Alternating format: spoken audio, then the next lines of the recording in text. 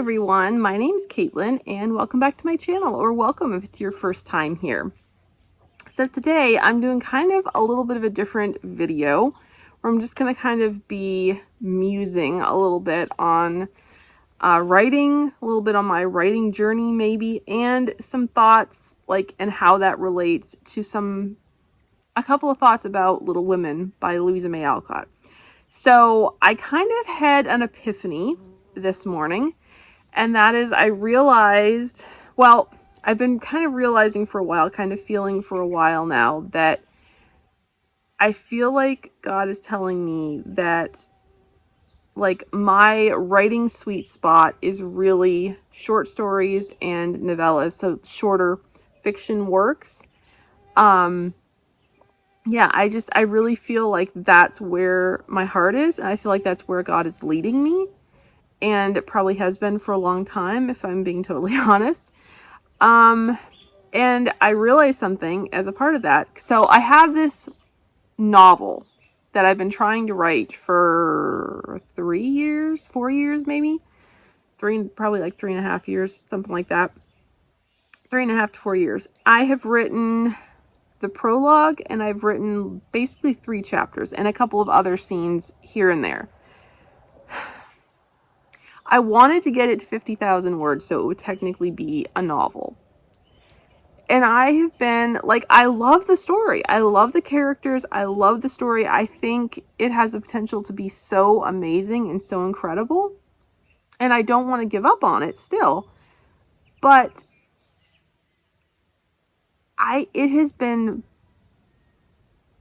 fighting me tooth and nail every step of the way. It has not been, I have literally had to fight for every single word that I've gotten. And I have not gotten very much, but it has been a struggle. It's been banging my head against a brick wall the entire time.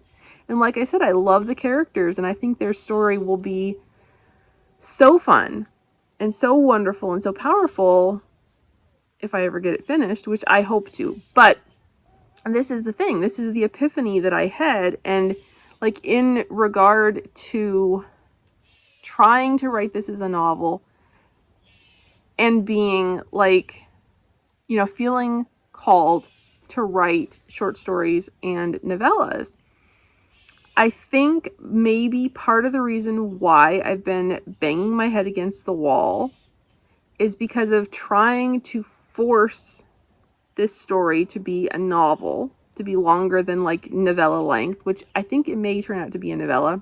Side note, we'll see what happens with that. I don't know. But anyway, I think it's because I have been trying to force myself to write a novel, because I was feeling like I am not a real writer. I am not, what I write is not valid, it's not worthy, it's not, it doesn't have value unless it's a novel. Because that is what I automatically think. And I don't think that about other people, but about my own writing, it's if it's not a novel, it doesn't really count. If I haven't written a novel, it doesn't really count. Which is ridiculous and ludicrous, and it's a lie. It's just a straight up lie. And I realized that. And I realized that I love the challenge of trying to write a compelling story that will engage people's imagination and hopefully their emotions in a very limited word count. I love that. There's a challenge in that just, I just love it. I love it. I don't know how to describe it accurately enough. I feel like novellas and short stories especially are so underrated and so underappreciated, and I don't know, I just feel like I'm on crusade, I guess, to try to convince people to appreciate short stories because they have so much merit and so much value.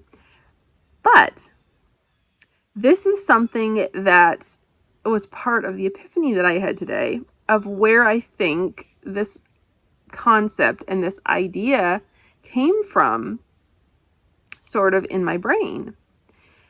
And that was Little Women. Now, there may be mild spoilers here. I'm sorry. The book was published like, almost 200 years ago, 150 years ago, whatever. So, sorry. If there's minor spoilers, I'm sorry. But it was published a while ago. So, get over it. But anyway, there is a character in that book named Professor Bear.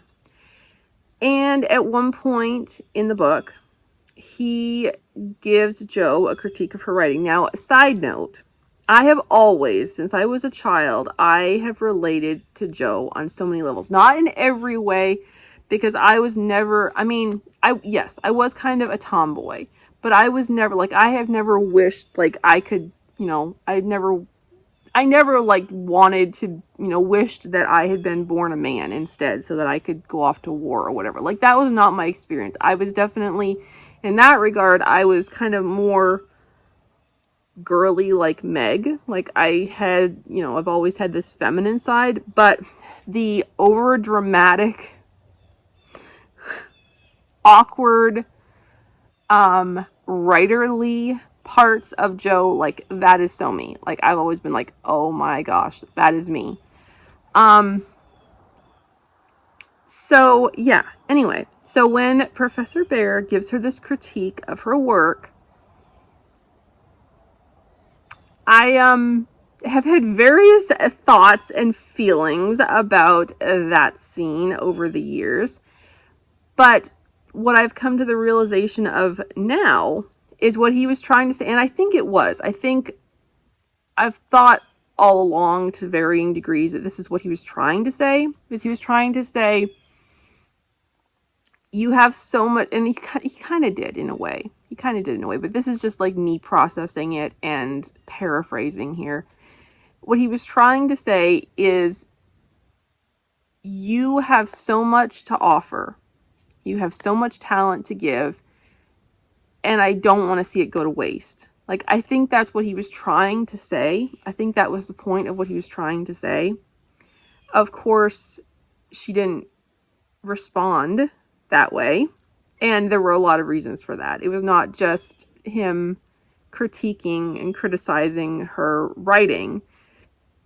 It was, it was the fact that the stories that she wrote, while, silly or whatever you want to call them, they paid, they helped to pay the family's way. They helped to pay bills. They provided an income for them where it was very, very needed.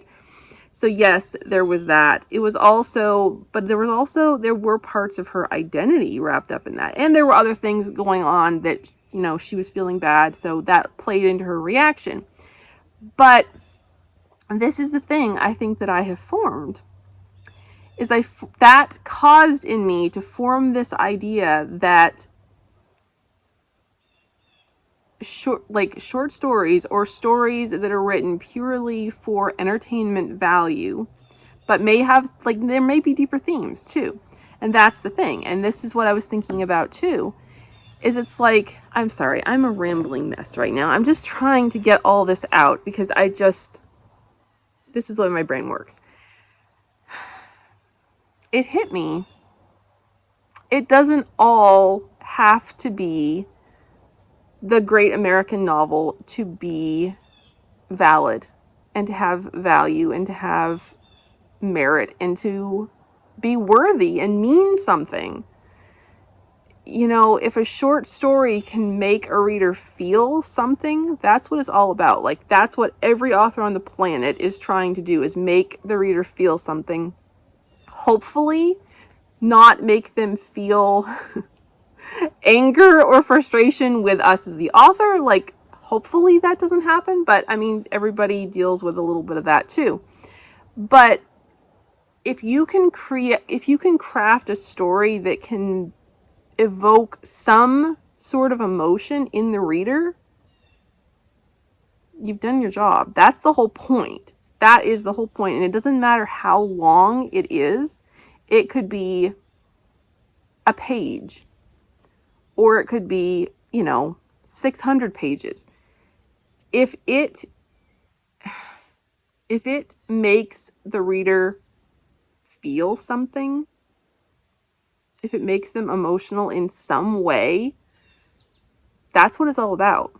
It's not about the length of the story. It's not about the type of story. It's not even necessarily about the specific depth level of the story, because this is the thing, and this is not a totally original thought. I heard something like it somewhere, and now I can't remember where, so I can't credit them. But it's like the power of story, and part of the mystery of it is that it has the ability to impact people in their own lives, even if the way that it impacts them doesn't actually have anything to do with the story itself. It just like triggers something within them that makes them think about something, or makes them decide to, you know, go pursue that dream that they've been putting off, or, you know, reconcile with the person that they haven't spoken to in years, or whatever it may be. You know, it may be something that's just a very minuscule part of the story, or maybe doesn't have anything directly to do with the story at all. So it's like, it's not obvious. It's not an obvious connection. But yet somehow the story sparked that in them. And that's what stories have the power to do, no matter how long they are. So I am deciding to take pride in the fact that I feel that God is calling me to be a short story and novella author, and I will never say never to anything. So if he does lead me to write a novel, then I will do my very best to do that. To, you know, the best of my ability, the best that I can. But yeah, I think I'm going to kind of embrace that and be okay with that, and be like, I am a writer. I am a writer. My writing does have value. It does mean something, even if it's just to me. So, I don't know.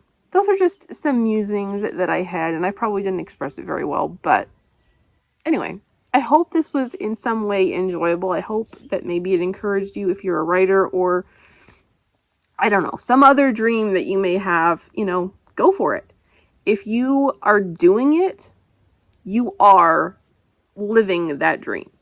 You know, maybe it's not exactly what you want it to be, but the only way that you're not able to live that dream is if you don't do it. So go do it. Whatever it is that you are wanting to do, go do it. And don't think, well, I'm not, you know, I have to earn a title or something. No, if you're doing it, you have that title. Like, you already have it. You just do, just by definition. So yeah, I would actually love to know if you have, you know, some sort of a dream that maybe this has encouraged you in some way, and you feel comfortable telling me about it. Leave a comment down below. I would love to hear about it. So yeah, this rambling session is now over. Thank you so much if you have stuck around till the end. And yeah, I'll see you in my next video. Bye.